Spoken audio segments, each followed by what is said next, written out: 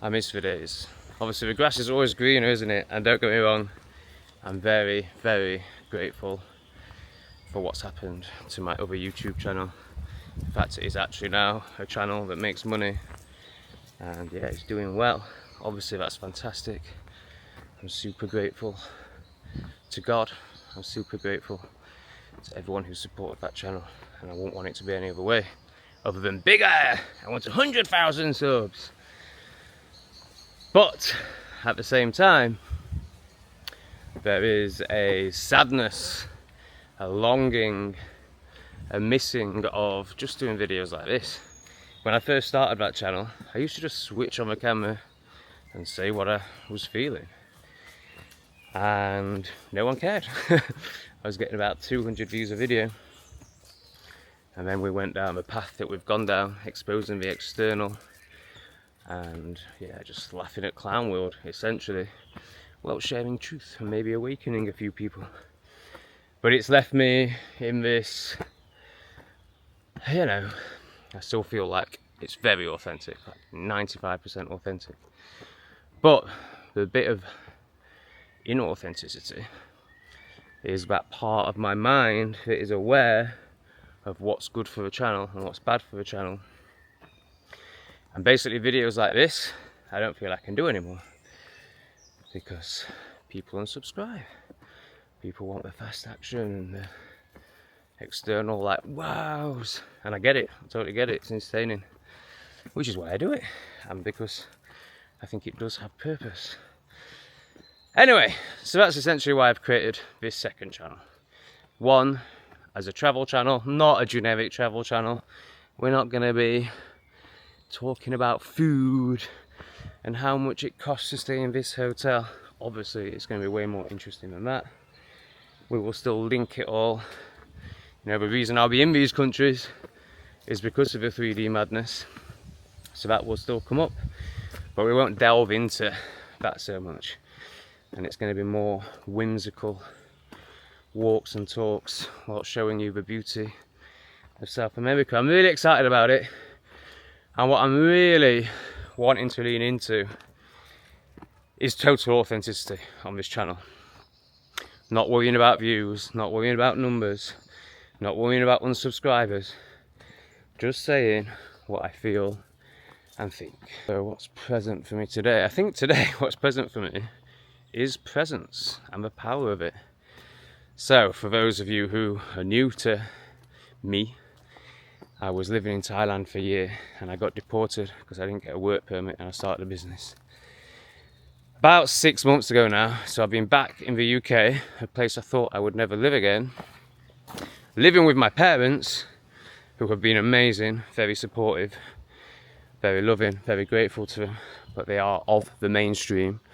It's been incredibly challenging, but there's been a huge shift. It's been a really powerful 6 months. I genuinely believe that the problems in life, the hard times in life, always come for a reason, and they're here to enlighten us. They're here to get us to lean into parts of ourselves and God more than we ever would if things were going well. Why would anyone have a spiritual journey if everything in the material world was going as it should? But in these catalysms that we all have, and I've had many, the latest one being deported, and a few since then, but you know, these big landmark moments that just have to cause a breakdown in you. And from my experience, every breakdown turns out to be a breakthrough into more authenticity, more of a internal focus, more, you know, for me, everything comes back to, can you feel? Are you able to feel your emotions? Or are you constantly running away from your emotions, constantly picking up your phone, constantly smoking that doob, constantly whacking off, constantly working, constantly watching TV? You know, whatever your distraction, your coping mechanism, many people refer to them as addictions, is ultimately happening because an emotion that you haven't processed is coming up in you and you're not ready or prepared to feel it. Now, I've been living with this ethos for about 10 years and working towards peace, presence and connection with self and the above. But I would say it's only really for the last 6 months that I've been able to truly, and by truly I mean I'm probably 5% of the way there, even start to properly appreciate this. And what do I mean by that? I mean an ability to just be in it, to just sit in it, to just be. Many will call it meditation. Now, I'm still at the point where if I haven't got my phone or a do or some sort of distraction, after half an hour of just sitting here, literally with nothing, the story of I'm bored is going to come up. But really, what that is, and I can't sit with myself for any longer. So don't get me wrong, I'm still at the very first stages of this. But I really, basically what I'm trying to do in this video is honour these woods and nature in general. The power of them is incredible. The power of silence is incredible. I think because I've been living with my parents, who, like everyone who is still of the mainstream, just live in constant noise. You know, the TV is constantly on. There's just constant drama, constant, in my judgment, unnecessary conversations to just create noise, because people are so addicted to noise because it means they can stay in the external and not feel themselves. So on a practical level, that's just forced me to come out here more and more. I mean, honestly, I've been spending hours a day out here, but it's also what I need. It's also what I'm ready for. I'm ready for the great teacher that is silence. You know, it's all about vibration. It really is. You know, if you're in this for hours a day, the vibration in you is going to start to collaborate with the vibration out here. A very peaceful, a very calm, a very firm, structured, solid, grounded knowing of thyself, represented by the tree. And all that can only come once we surrender to silence. And once you surrender, and the worldly, flashy noise becomes less and less appealing to the point where it actually becomes completely abhorrent, what else is there to do but sit in silence and sit in nature? And I can feel there's been a huge shift recently in integrity, in authenticity. This is within myself. And you know, that's because there is more peace and more calmness within me. And that's because I've been spending all my time here. And that's because I had a calamity that forced me to surrender. Had I not have had that calamity, I'd be living in Southeast Asia, running a bar and a green herb selling shop with an event space upstairs.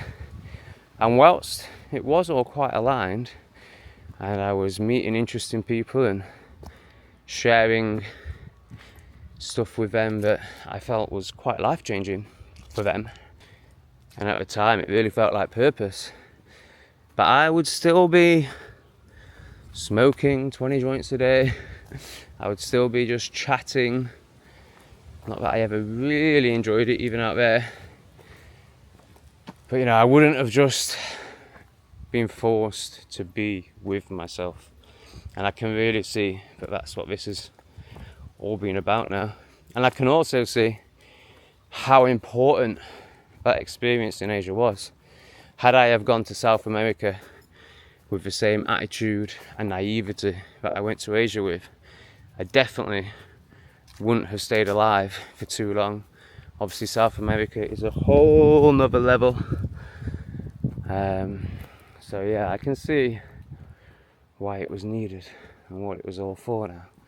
And I feel like I'm coming through the other side of it as a more experienced, new version of myself that is ready to travel the world and live all around the world, and hopefully not get into too much trouble this time.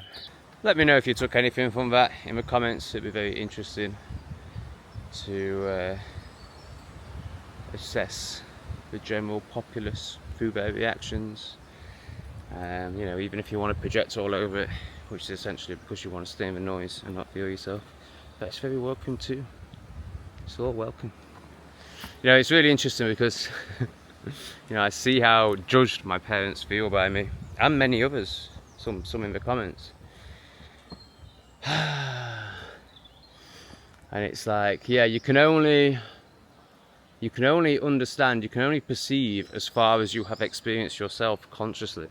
So of course, if you're completely in the mainstream, the noise and the external, and you see something like this, you have one of two options.